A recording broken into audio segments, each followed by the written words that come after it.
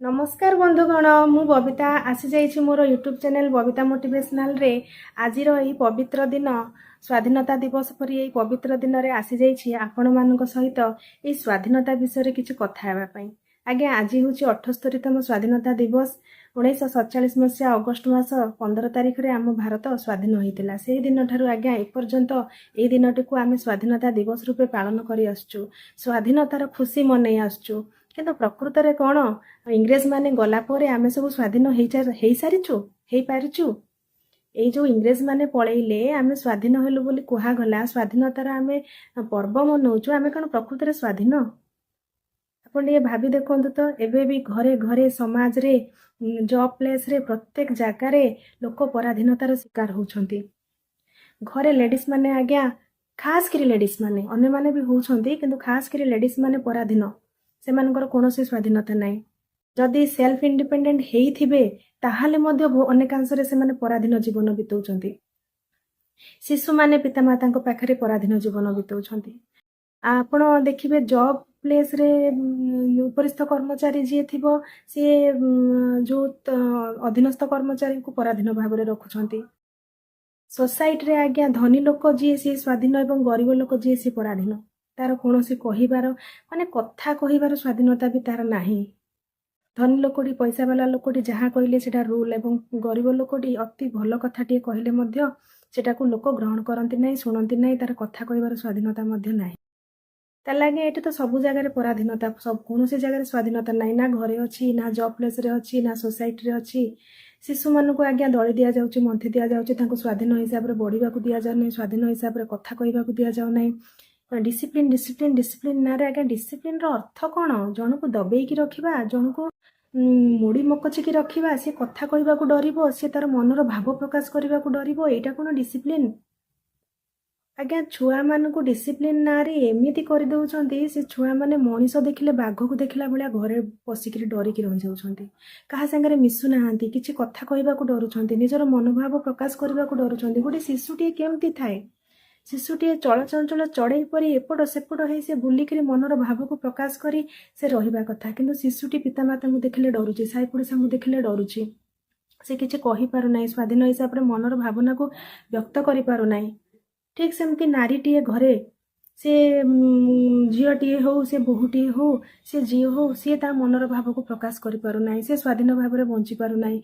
आ जोठी नारी स्वाधीन भाव रे बंचुची ताकू उद्धत बोली कहा जाउची।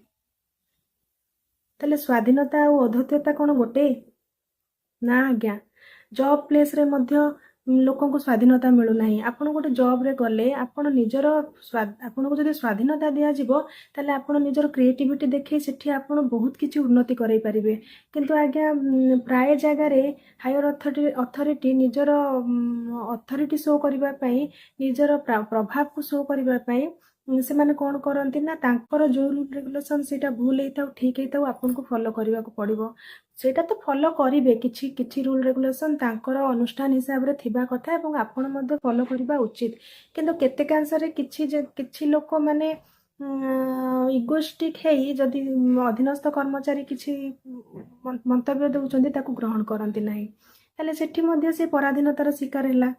से जानी ये जिनसटा आईटा करथिले बेटर होता, किंतु से करि पारु नाही, काहेकि ना उपरिस्थ कर्मचारी अधीन रे से अछि, पराधीन हिसाब रे से अछि।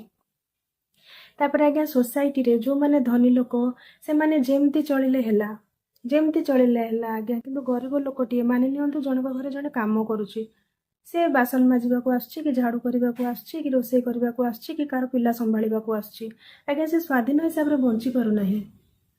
सी सबू किसी ठीक भाव कलापर अत्याचार करा जाउछि, ताको आज्ञा 1000-1500 टंका दे तार जीवन टी किणला परी करा जाउछि। माने सम्मान बोलिबा जिनिस सेमानकु दिया जाउ नाही। मनीष तो आज्ञा प्रत्येक समान, समस्तଙ୍କର फिलिंग समान, केवल एठी अर्थ समस्तଙ୍କୁ अलगा करूछि, किंतु मनीष प्रत्येक समान, प्रत्येक सम्मान पाइबार अधिकार अछि एवं प्रत्येक सम्मान देबा सेमानकर कर्तव्य।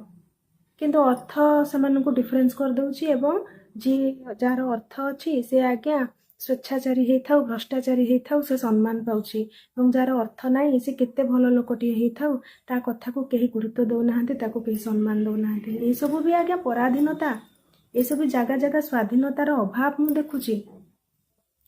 इंग्रेज माने जहा करुथिले ଚାକିରିଟିଏ ଦେଇ କାମଟିଏ ଦେଇ ଲୋକଙ୍କୁ କିଛି ପଇସା ଦେଇ ତାଙ୍କର ଜମି ହଡପ କରିଦଉଥିଲେ, ତାଙ୍କୁ କ୍ରୀତଦାସ କରିଦଉଥିଲେ, ତାଙ୍କୁ ହଇରାଣ କରୁଥିଲେ।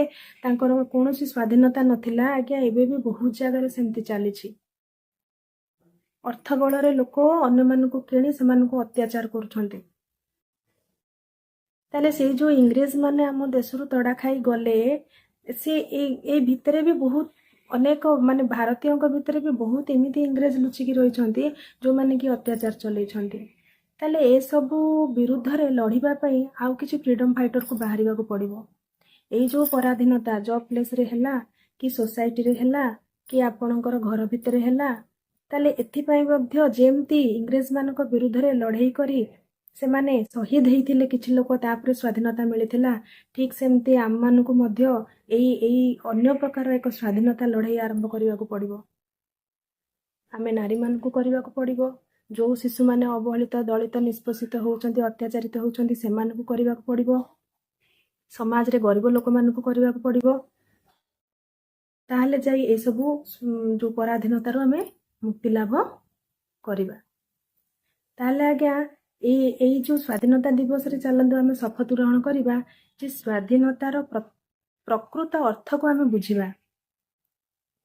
ସ୍ୱାଧୀନତା ଏବଂ ସ୍ୱେଚ୍ଛାଚାରିତା ମଧ୍ୟରେ ଡିଫରେନ୍ସ ଅଛି। ସ୍ୱାଧୀନତାରେ ଆପଣ ସ୍ୱାଧୀନ ଭାବରେ ଆପଣ ଚିନ୍ତା କରିପାରିବେ, ମତବ୍ୟକ୍ତ କରିପାରିବେ, ବଞ୍ଚିପାରିବେ, ଆପଣଙ୍କର କହିବାର ସ୍ୱାଧୀନତା ଅଛି, ଆପଣଙ୍କର ବଞ୍ଚିବାର ସ୍ୱାଧୀନତା ଅଛି, ଆପଣଙ୍କର ବିଭିନ୍ନ ପ୍ରକାର ଆପଣଙ୍କର ରାଇଟ୍ସ ଅଛି, ଯୋଉଥିରେ କି ଆପଣ ଗୋଟେ ମୁକ୍ତ ପକ୍ଷୀ, ମୁକ୍ତ ବିହଙ୍ଗ ହିସାବରେ ବଞ୍ଚିପାରିବେ। ସେଥିରେ କାହାର କିଛି କ୍ଷତି ଘଟିବ ନାହିଁ। ସେଟା ଆଇନ ଅନୁସାରେ ଭୁଲ ବି ନୁହଁ। ସ୍ୱେଚ୍ଛାଚାରିତା ହେଉଛି ଯୋଉଥିରେ କି ଆମେ ଅନ୍ୟର କ୍ଷତି ଘଟେଇଥାଉ, ବେଳେ ବେଳେ ଆଇନ ବିରୁଦ୍ଧରେ ଯାଇ ମଧ୍ୟ କ୍ଷତି ଘଟେଇଥାଉ। ସେଇଟା ହେଉଛି ସ୍ୱେଚ୍ଛାଚାରିତା। ସ୍ୱେଚ୍ଛାଚାରିତା ଆଉ ସ୍ୱାଧୀନତା ଭିତରେ ସାମାନ୍ୟ ଡିଫରେନ୍ସ ଅଛି। ଆମେ ସ୍ୱେଚ୍ଛାଚାରିତା କରିବାନି, କିନ୍ତୁ ସ୍ୱାଧୀନତା ଆମର ହକ୍। ଯୋଉଠି ଆମକୁ ସ୍ୱାଧୀନତା ମିଳୁନାହିଁ, ଆମେ ନାରୀ ହଉ, ଆମେ ଗରିବ ହଉ, ଆମେ ଶିଶୁ ହଉ, ଆମେ ୱାର୍କ ପ୍ଲେସ୍ରେ ତଳସ୍ଥ କର୍ମଚାରୀ ହଉ, ଆମକୁ ଆଗକୁ ଯାଇ ନିଜ ପାଇଁ ଷ୍ଟେପ୍ ନେବାକୁ ପଡ଼ିବ ଆଜ୍ଞା। ତାହେଲେ ଆସନ୍ତୁ ଏ ସ୍ୱାଧୀନତା ଦିବସରେ ଆମେ ଶପଥ ନେବା। ଯୋଉଠି ବି ଆମକୁ ପରାଧୀନତାର ଶିକାର ହେବାକୁ ପଡୁଛି, ବିନା ଭୁଲରେ ଆମକୁ ଅତ୍ୟାଚାର ସହିବାକୁ ପଡୁଛି, ମୁଣ୍ଡ ନୁଆଇବାକୁ ପଡୁଛି, ତା ବିରୁଦ୍ଧରେ ଲଢ଼େଇ କରିବା, ଆବାଜ ଉଠେଇବା। ସେଥିପାଇଁ ଆମକୁ ଯିଏ ଯାହା ଆଖ୍ୟା ଦଉଛି ଦଉ, ଯଦି ଶହୀଦ ହେବାକୁ ପଡିବ ମଧ୍ୟ ଶହୀଦ ହେବା। ବିନା ଭୁଲରେ ଆଜି ଆମେ ଗୋଟିଏ ମହାମନ୍ତ୍ରକୁ ଆମ ଜୀବନର ମନ୍ତ୍ର ବନେଇଦେବା ଏବଂ ଶପଥ ନେବା ବିନା ଭୁଲରେ। ସେ କେତେ ବଡ଼ ପ୍ରଭାବଶାଳୀ ଲୋକ ହଉ, ତା ସମ୍ମୁଖରେ ମୁଣ୍ଡ ନୁଆଇବା ନାହିଁ ଏବଂ ଅନ୍ୟାୟ ବିରୁଦ୍ଧରେ, ଅତ୍ୟାଚାର ବିରୁଦ୍ଧରେ, ଭୁଲ କଥା ବିରୁଦ୍ଧରେ ସବୁବେଳେ ଆବାଜ ଉଠେଇବାକୁ ଆମେ ଦମ୍ଭ ରଖିବା। ସେ କେତେ ବଡ଼ ପ୍ରଭାବଶାଳୀ ବ୍ୟକ୍ତି ହେଇଥାଉ, ପ୍ରତିଷ୍ଠିତ ବ୍ୟକ୍ତି ହେଇଥାଉ, ଯାହା ହେଇଥାଉ ଆଜ୍ଞା, ଆମ ସ୍ଥାନରେ ଆମେ ସ୍ୱାଧୀନ। ଆମ ରାଜ୍ୟର, ଆମ ସାମ୍ରାଜ୍ୟରେ ଆମେ ରାଜା। ଆମେ କାହାକୁ ଅତ୍ୟାଚାର କରିବା ନାହିଁ କିମ୍ବା କାହାର ଅତ୍ୟାଚାର ସହିବା ନାହିଁ। ବିନା ଭୁଲରେ ଆମେ କେବେ ବି କାହା ସମ୍ମୁଖରେ ମୁଣ୍ଡ ନୁଆଇବା ନାହିଁ। ଏତିକି ଆଜି ଆମେ ଶପଥ ଗ୍ରହଣ କରିବା ଏହି ପବିତ୍ର ସ୍ୱାଧୀନତା ଦିବସ ଅବସରରେ। ଏବଂ ମୁଁ ଏଇଠି ମୋର ଭିଡ଼ିଓଟିକୁ ରଖୁଛି। ମୋର ଭିଡ଼ିଓଟି ଯଦି ଆପଣମାନଙ୍କୁ ଭଲ ଲାଗିଥାଏ ତାହେଲେ ଅଧିକରୁ ଅଧିକ ଲାଇକ୍ କରିବେ, ସେୟାର କରିବେ, କମେଣ୍ଟ କରିବେ, ସବସ୍କ୍ରାଇବ୍ କରିବେ ଆଜ୍ଞା। ରହୁଛି, ନମସ୍କାର।